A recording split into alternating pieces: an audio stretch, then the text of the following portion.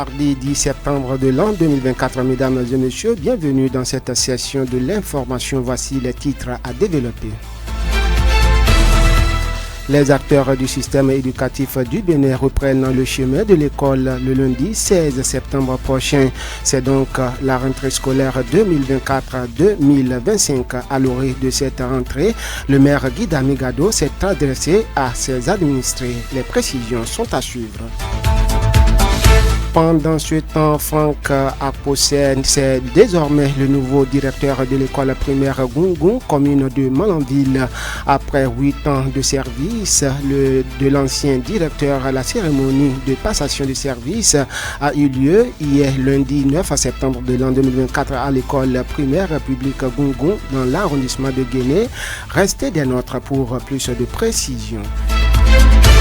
Et puis le porte-parole du gouvernement a effectué une sortie médiatique dimanche 8 septembre dernier. Il en fait donc une occasion pour s'exprimer sur plusieurs sujets brûlants de l'actualité béninoise. On en parle dans cette édition. D'autres nouvelles seront également au rendez-vous et à la boucle, vous suivrez la revue de presse de Lukman Wouwouchewu. Bonjour et bienvenue à tous. Sota Midi Magazine, le point de l'actualité de la journée sur ta radio. Sota FM, c'est maintenant et tout de suite.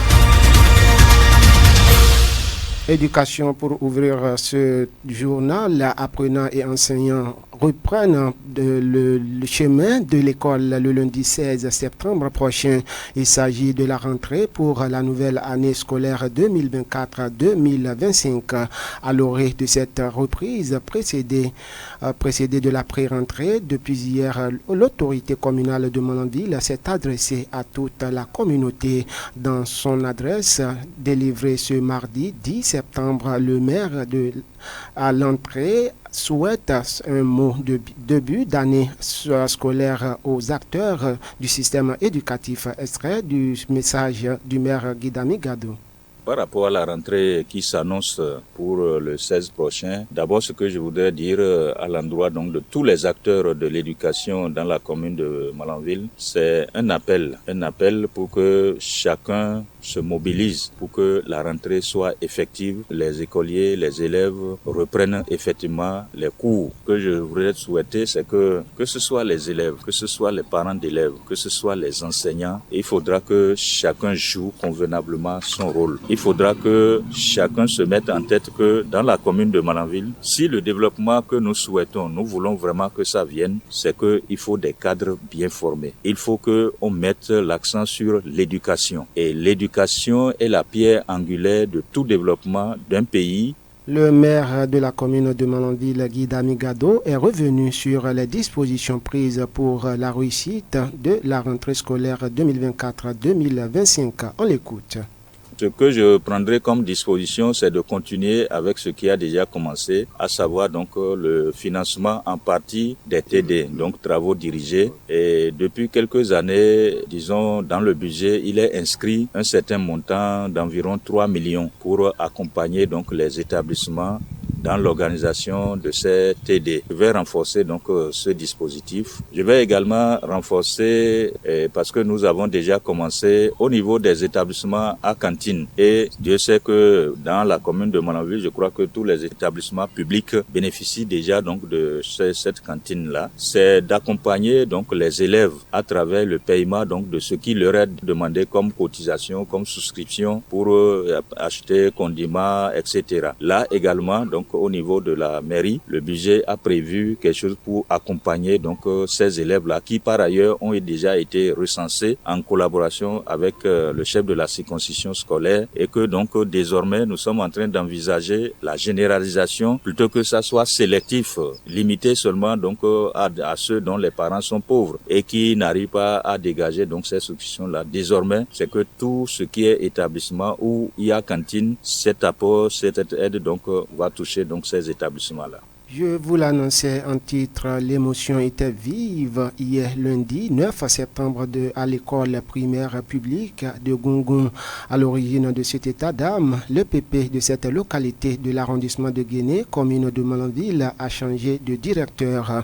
Après 8 ans passés à la tête de cette école publique, Émile Diossou a transmis le témoin à son successeur. La cérémonie de passation de service qui a eu lieu dans l'enceinte de l'établissement en présence des acteurs s'est déclinée en une séance de réduction de comptes. Le directeur sortant dresse ici quelques-unes de ses actions. On l'écoute.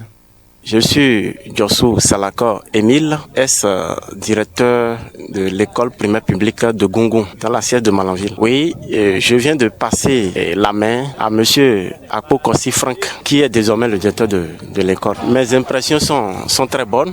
Il faut dire que c'est un très bon moment que j'ai passé avec la population de Gungun. Oui, à mes collaborateurs, je dirais que ils ont été bons tout le temps que j'ai passé. Je voudrais qu'ils continuent sur cette même lancée avec le nouveau directeur. Quant aux parents, l'accompagnement qu'il y a eu en mon temps, je voudrais qu'il y ait ce même accompagnement avec mon successeur. C'est au bout de l'ancienne corde qu'on tisse la nouvelle, dit-on. Franck Fosser, le directeur entrant en est conscient. C'est à juste titre qu'il entend mettre ses pas sur les traces de son prédécesseur ou même en faire plus. On l'écoute. Je m'appelle Akpokossi Franck, actuel directeur de Gungun. Non, au fait, cette passation de service est faite en fonction de tout ce qui se passe. Quant à moi, qu'il soit venu nouvellement, je suis prêt à prendre les pas de l'ancien et faire plus que lui. À nos collaborateurs, ils doivent être réguliers à l'école tel que la loi le prescrit. En dehors de cela, quant aux parents, les parents sont tenus de nous accompagner dans la venue des enfants, surtout à l'école, et aussi nous assister pour voir les problèmes éventuels à régler pour nous aider à accomplir la mission. Présent à la séance, le président de l'association des élèves et écoliers de Gungun s'est prononcé en l'absence du président de l'association des parents d'élèves empêchés. Monebou Lafia dit la reconnaissance de la communauté au directeur sortant et souhaite la bienvenue au nouveau directeur. Suivez plutôt. Je me nomme Lafia Monibou, le président de l'association des élèves et étudiants de Gungun. Bon, la passation de service, ça a été bien passé. Diossou, Émile et monsieur Franck. Vraiment, ça a été très intéressant. Comment nous allons faire? On n'a pas le choix. Donc, Diossou et Émile, son départ nous laisse des traces dans le cœur. Mais on n'a pas le choix. Même si, en attendant, on ne sait pas ce que le nouveau directeur a comme ambition. On en vient à cette information, cette fois-ci, tout est fin prêt du côté du gouvernement pour une rentrée scolaire sans anicroche. Ce n'est pas moi qui le dis, c'est cette assurance du porte-parole de l'exécutif béninois au détour d'un entretien avec la presse dimanche 8 septembre de l'an 2024. Wilfried Léandre Humbedji passe en revue les dispositions prises par le gouvernement pour une rentrée scolaire apaisée et par ricochet une année 2024-2025 sans perturbation. Extrait des propos de Wilfried Léandre Humbedji, porte-parole du gouvernement. Depuis quelques années maintenant, il y a des efforts intensifs qui sont accomplis par le gouvernement, par le corps enseignant, mais aussi par les parents d'élèves pour nous permettre d'avoir des années scolaires qui se déroulent très bien du début à la fin sans accroc majeur. Et je crois que la rentrée scolaire 2024-2025 ne va pas déroger à cette règle. En ce que les dispositions pratiques que nous avons l'habitude de prendre en amont l'ont été. Il y a eu, et tout récemment, une session d'échange entre le gouvernement et les partenaires sociaux pour faire le point des préparatifs justement, s'assurer que la machine est bien huilée, que tout est en place. Et s'il y avait encore des points d'optimisation à prendre en compte, le faire dans les jours qui nous séparent du 16 septembre afin que, comme les années d'avant, cette rentrée elle se déroule bien. Ça veut dire que les moyens financiers que l'État a l'habitude de mettre à la disposition des écoles sont mis à disposition. Cela veut dire que, au plan logistique, nous avons veillé à ce que les salles de classe soient disponibles. Il y a eu un vaste programme de construction de salles de classe ces dernières années années, autour de 6 000 dans le primaire, 2 000 dans le secondaire, pour que les besoins soient résorbés au fur et à mesure. Je suis convaincu qu'il y a eu des avancées. Une partie doit être achevée, ce qui ne l'est pas encore le sera. Et puis, du point de vue de la disponibilité du personnel enseignant, il y a ceux qui sont déjà là. Nous avons fait le point un peu avant la trêve gouvernementale, au moins pour ce qui concerne le secondaire, et nous avions décidé d'ouvrir à nouveau la base de données pour recruter des AME, les aspirants au métier d'enseignant. Au-delà des sous-secteurs du primaire et du secondaire, l'enseignement supérieur est également impacté par les actions du gouvernement. Il s'agit principalement de la réorganisation et des réformes pour une bonne gouvernance des entités dans le supérieur. Le secrétaire général adjoint du gouvernement se fait plus précis, Wilfried Léandre Humbedi. Nous avons fait d'autres interventions dans le supérieur pour réorganiser, réformer la gestion, faire en sorte que nos entités soient mieux gouvernées et que les étudiants aient des cours qui se déroulent également bien. Et la prochaine phase, effectivement, c'est de mettre un peu plus le curseur sur ce qui concerne la logistique en termes de bâtiments, de transport, mais aussi les services sociaux que nous délivrons à la communauté estudiantine. Et tout cela est programmé pour être pris en compte. Donc, je vous concède que oui, on n'a pas fait les mêmes efforts sur les années écoulées, au supérieur comme au primaire et au secondaire, mais c'est une question de temps, cela va être adressé. En ce qui concerne les mesures comme les congés pour les femmes en état de grossesse, c'était d'application immédiate. Ce qui était attendu particulièrement pour cette rentrée-ci, c'est l'effectivité de l'exonération des frais de scolarité pour les enfants du personnel AME. Pour compter de cette rentrée, aucun enfant d'AME n'aura à payer de contribution scolaire. C'est décidé. Par rapport à leur reversement, la grosse question, c'est un engagement du gouvernement. Et nous avons pris le temps de l'expliquer à nos amis AME pour qu'ils sachent qu'un travail assidu se fait à cet effet. Si nous avions dès le lendemain opérationnalisé en reversant tout le monde, plus de 30 000 d'un seul coup, vous voyez ce que cela représente sur le budget national et en particulier sur la masse salariale. Nous avons dit oui, l'annonce a été faite, mais il nous appartient maintenant de voir comment on opérationnalise afin que, en même temps qu'on règle les problèmes des AME, qu'on n'en crée pas à d'autres corps et qu'on n'en crée pas au pays dans l'ensemble. Par ailleurs, le porte-parole du gouvernement a été amené à se prononcer sur le dossier Steve Amoussou qui défraie la chronique depuis quelques jours au Bénin. Vous le savez, Steve Amoussou est arrêté le 12 août dernier en terre togolaise et conduit au Bénin pour être jugé pour ses chroniques prétendues hostiles au pouvoir de Patrice Talon, actuellement en prison. Celui qui est accusé d'être derrière le pseudonyme Frère Humvi attend sa prochaine comparution. Une violation de la liberté d'expression selon plusieurs acteurs. En réaction, voici la réponse de Wilfried Léandre Humbedi, porte-parole du gouvernement.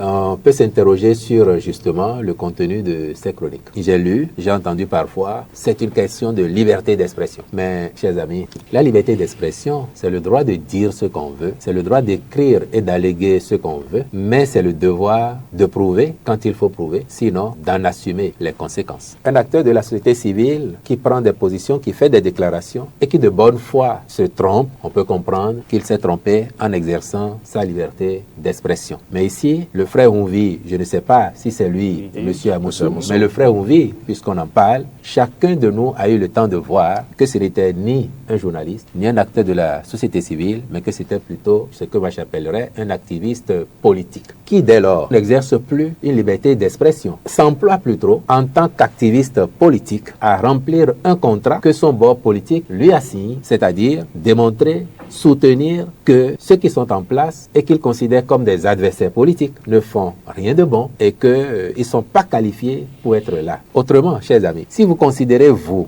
que toutes les infamies, toutes les allégations mensongères, grossières, toutes les insanités qu'on a pu entendre sur telle ou telle personne, si vous considérez que cela, c'est de la liberté d'expression, si nos compatriotes considèrent que c'est de la liberté d'expression, moi je voudrais vous inviter et inviter nos compatriotes à se mettre à la place des personnes qui ont fait l'objet de ces chroniques-là. Marquons à présent une pause et on revient juste après. Sota Info Midi, le point de l'actualité sur ta radio. Célébration le 9 septembre de chaque année. Depuis plusieurs années, le monde entier a commémoré hier lundi la journée mondiale des premiers secours, bien que méconnue de certains, cette journée revêt une importance capitale dans nos vies. Elle rappelle l'importance des gestes qui sauvent. Cette commémoration a pour principal objectif de sensibiliser le grand public à l'importance des premiers secours. En marge de cette célébration, qu'est-ce que le premier secours? À cette interrogation, un acteur des premiers secours sur place ici à Malanville répond. Suivez Caliste Hessou. Il est le secrétaire général du comité local de la Croix-Rouge de Malanville et formateur en premier secours. Quand on dit premier secours, vous avez entendu bien. Premier, c'est le premier geste qu'on fait à l'endroit d'une victime pour soulager cette victime d'une douleur, d'une détresse. Il y a pour les cas d'accidenté, lorsque quelqu'un est victime d'un accident et vous allez d'abord pour soustraire la personne de la source de l'accident. Ça, c'est déjà un premier secours que vous avez apporté parce que en soustrayant la personne de la source, vous l'empêchez de subir quelque chose. Tout ce qu'on fait avant l'arrivée d'un spécialiste, c'est ça qu'on appelle les gestes qui sauvent, qui sont en même temps les gestes de premier secours. Pour le cas spécifique de Malanville, vous savez, nous vivons une période des inondations où si par exemple des gens sont en train de côtoyer la noyade et que vous soutirez les gens de la source là qui est l'eau, vous avez déjà secouru quelqu'un. Si les gens sont très nombreux dans une pirogue qui venait de chavirer et vous intervenez pour récupérer les gens de l'eau, ça, c'est un secours que vous avez apporté. Donc, le premier secours ici n'est pas le secourisme en tant que technique, mais tout ce qui est concours de l'homme pour soulager une victime qui est en détresse, on peut l'appeler premier secours. À Malanville, certaines occasions nécessitent la présence des secouristes. Leurs actions permettent de prévenir ou de limiter certaines situations regrettables. Il s'agit principalement des occasions sportives ou des cas d'accident ou encore de noyade. On écoute Caliste Hessou. C'est une bonne célébration, vous savez, chez nous, ça n'a pas une grande visibilité, mais pour ceux qui voient au moins nos interventions sur les stades, tous les jours que Dieu fait quand il y a le football, on voit les jeunes intervenir sur le terrain, ce sont les joueurs qui courent. Et lorsqu'on réunit des acteurs autour de ce jour qui est 9 septembre pour dire qu'on célèbre ça, nous on se retrouve dans les actions positives que les gestes de premier secours ont porté sur les gens. Le secouriste intervient seul, il peut être en binôme, il peut être avec beaucoup d'autres. Le comité local Croix-Rouge regorge un certain nombre de formateurs et de secouristes. Dans les 5 arrondissements, nous avons les cellules d'arrondissement qui travaillent. Nous-mêmes, on nous voit sur le terrain aller sur tout ce qui concerne des activités communautaires. Dans une communauté où il y a la santé, la promotion des jeunes, même les vieillards, vous verrez qu'il y a même une fête et on voit que les gens n'ont pas assez de moyens. On fait des secours à partir de l'appui de la Croix-Rouge de l'Arabie Saoudite ou bien des Émirats. Bon, ils nous appuient pour qu'on aille au secours d'autres.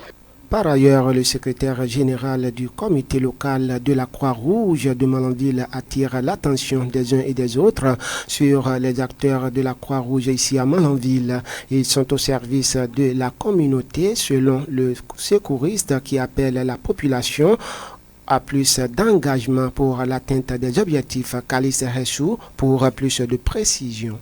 Je voudrais attirer l'attention de toute la population à regarder avec attention tout membre de la Croix-Rouge qui se vêtit d'un dossard ou bien d'un t-shirt où c'est bien marqué Croix-Rouge, que nous intervenons pour apporter un secours d'une façon ou d'une autre. Et c'est important que, en le faisant, tous ceux qui sont bénéficiaires de nos interventions puissent contaminer aussi d'autres personnes à dire ah voilà ce que nous avons bénéficié, c'est grâce à tel, et être redevable envers nous, parler de nous et nous accompagner aussi, parce qu'il y en a qui ont des moyens qui peuvent utiliser l'espace de la Croix-Rouge par exemple pour atteindre d'autres démunis. Nous tendons la main à ceux qui le veulent de nous aider à aider les autres à sortir de la précarité parce que à Malanville, la vulnérabilité est plurielle. Il peut y avoir des triplés quelque part, annoncez-nous, nous allons voir ce qu'on va faire. Il y a des veuves, des orphelins, tout ça. Annoncez-nous, on va voir ce qu'il faut. Maintenant, s'il y a des jeunes qui ont besoin de connaître les gestes de premier secours, nous sommes là. On sait qui nous sommes.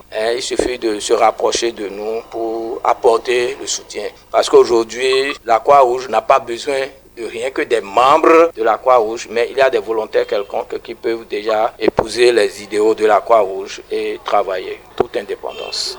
On installe à présent les informations hors de nos frontières. Ce sera avec vous, Zulkifil Lona. Bonjour. Bonjour, Ousmane Tinouala. Vous nous dites qu'au Sénégal, l'ex-premier ministre et candidat à la présidentielle Amadou Ba veut lancer son propre parti. Au Sénégal, une semaine tout juste après l'annonce de la disparition programmée de la coalition Benno Bokk Yaka, de l'ex-président Macky Sall, son ancien premier ministre et candidat malheureux à l'élection présidentielle 2024, veut avancer lors d'un meeting lundi 9 septembre. Amadou Ba a annoncé son intention de créer prochainement un parti et a affirmé pour cela vouloir consulter les forces vives de la nation. Pendant ce temps, au Mali, l'ex-député Idrissa Sankaré, enlevé à Bamako le 14 août, est relâché. Vous nous dites. Au Mali, l'ex-député Idrissa Sankaré a été relâché. Il avait été enlevé à Bamako le 14 août dernier, il y a 4 semaines, selon les informations de RFI. Cet ancien député de Bankas, dans le centre de Mali, également membre du bureau national de l'association Tabital Boulankou, était détenu en dehors de toute procédure légale par les services maliens de la sécurité d'État. Il a finalement pu rentrer chez lui ce mardi matin, ce que ses proches ont confirmé à RFI. La Centrafrique réitère l'appel à la levée totale de l'embargo sur les diamants. En Centrafrique, les autorités retirent leur souhait de voir lever totalement un embargo sur les diamants décrété en 2013 dans le contexte de la crise militaro-politique de l'époque. Nous pensons que les conditions sont aujourd'hui réunies puisque de notre côté, le problème sécuritaire ne se pose plus. Insiste le ministre des Mines et de la Géologie. Une délégation de 25 experts internationaux présente en RCA depuis ce 9 septembre 2024 doit examiner les avancées enregistrées et rendre un rapport pour une décision attendue en novembre. Ousmane Tinouala. Merci à vous, Zulkifil Lona, pour toutes ces précisions hors de nos frontières. On installe à présent la revue de presse nationale de Lukman Woucheu. Suivez la revue de presse sur Souta FM. Amis de la Plume du Papier, mesdames, messieurs, bonjour. Dans l'actualité ce mardi, démarrons avec notre éducation. La pré-rentrée scolaire 2024-2025, hier lundi 9 septembre, est effective dans la plupart des établissements. Fraternité constate que l'heure est au dernier réglage. À Dassa, par exemple, fait savoir le journal, quelques apprenants s'affairent à aménager les salles de classe et les locaux des écoles, tandis que les chefs d'établissement s'occupent d'autres opérations. Formalités d'inscription et nettoyage sont au cœur des activités de la pré-rentrée, résume le Canard de Ménotin. À la lecture, le matinal conclut qu'a priori, rien ne devrait compromettre ou handicaper la reprise des classes dans de bonnes conditions au Bénin. En se basant sur les explications de Wilfried Liandrungbeji, porte-parole du gouvernement, au cours de l'entretien qu'il a accordé à la presse dimanche dernier, le journal ventile les prémices d'une rentrée sans anicroche. Mais informe Fraternité, le transfert numérique des apprenants est bloqué. La raison, mon confrère indique que la plateforme EducMaster est en maintenance. Ce sont des aléas numériques, tempère le journal. En tout cas, quotidien La Pêche du Nord voit l'école béninoise sans grève tous azimuts. Pendant ce temps, dans la suite, à l'Assemblée nationale, les journaux annoncent la 3e session extraordinaire de l'institution. Le meilleur, l'informateur et l'affiche du jour, ainsi que le matinal renseignent que les députés se retrouvent ce jour pour se pencher sur plusieurs points. Il s'agit notamment, précise la presse du jour, de l'examen du projet du budget de l'Assemblée nationale gestion 2025, de la désignation des membres du Conseil économique et social au niveau départemental et national et de l'examen de la proposition de résolution modifiant et complétant le règlement intérieur de l'Assemblée nationale. Voilà les 3 points pour lesquels les députés sont convoqués, expose aussi l'informateur. Et dans le reste, à Boycon, cette commune se trouve ébranlée par une affaire de mafia foncière, relève l'investigateur du jour. Le journal appuyé par le matinal étale une mauvaise gestion de réserves administratives. Plusieurs autorités de la commune de Boycon sont citées dans une affaire de mauvaise gestion de réserves administratives de la ville, rapporte la livraison qui révèle qu'hier lundi, cette nouvelle personne était entendue à la brigade économique et financière selon l'investigateur. De son côté, Matin Libre évoque DGI Gate de 2019. Le journal constate un silence inquiétant sur la disparition des 13 milliards. Connu pour être pour l'heure le scandale le plus nauséabond sous la rupture ou encore le nouveau départ, le dossier Carlos Adouanou reste toujours sans aucune suite. Mais jusqu'à quand se préoccupe le journal qui rappelle qu'en complicité avec plusieurs cadres de la Direction générale des impôts et appuyé par un féticheur, Carlos Adouanou, principal cerveau de détournement de 13 milliards de francs CFA, faisait l'actualité béninoise avec insistance. Alors qu'un mandat d'arrêt international avait été décerné contre lui et ses complices arrêtés, se souvient mon confrère, les Béninois s'attendaient à avoir la justice, notamment le pouvoir de Patrice Talon, gérer le dossier avec fermeté et la plus légendaire que possible. Ceci, comme cela souvent été le cas depuis l'avènement de la rupture et surtout quand il s'agit des opposants au régime en conflit avec la justice. Mais erreur, car se justifie Matin Libre, depuis l'année 2019 que ce scandale a éclaboussé le pays entier, rien n'a été constaté officiellement. Après même l'arrestation du principal accusé en septembre 2020 à Dakar et son transfert au Bénin, Motus. Plus personne n'en parle. S'étonne le journal qui observe que les Béninois sont loin de connaître la vérité de ces faits spectaculaires où tous ces milliards auraient été soustraits de cette direction aux barbes de toutes les structures instruments de contrôle de la DGI. À moins de 2 ans du régime de Patrice Talon, il est temps de s'interroger sur le sort réservé à ce scandale, s'impatiente le quotidien. Par contre, dans les dernières secondes, dans la dernière minute, l'Union islamique du Bénin ne mettra pas du temps avant de faire connaître sa position par rapport au cadre de concertation des confessions religieuses au Bénin. Le matinal rapporte que l'UIB se retire de ce creuset. Oui, l'UIB se retire du cadre de concertation des confessions religieuses, confirme Matin Libre. Selon les publications, cette décision est prise après une réflexion approfondie et motivée par des raisons de convenance, de vocation et de principe. Elle a été notifiée hier lundi 9 septembre aux membres du bureau de cadre par le président son éminence, Imam Issifatou Ali Mohamed, qui a également démissionné de son poste de président. Précise le matinal qui en publie les détails. Quant à nous, mesdames et messieurs, on s'arrête ici dans l'espoir de nous retrouver demain pour un autre rendez-vous. Fin de cette revue. Merci de m'avoir suivi. À demain. C'était la revue de presse sur Souta FM.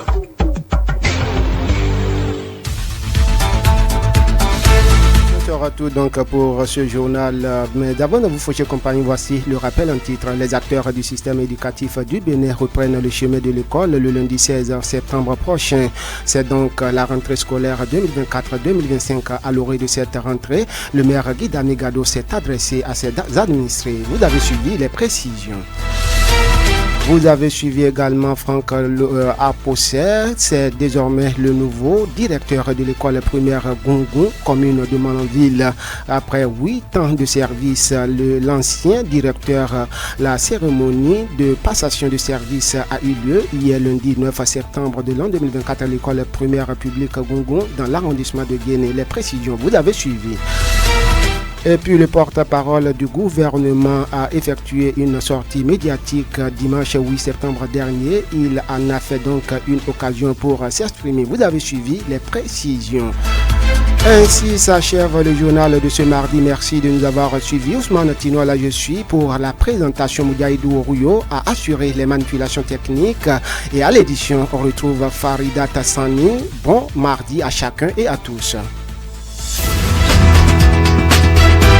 C'était Sota Midi Magazine, le rendez-vous informatif de la mi-journée sur Sota FM, la radio de l'espoir. Merci pour votre fidélité. Dans la Liborie, la différence a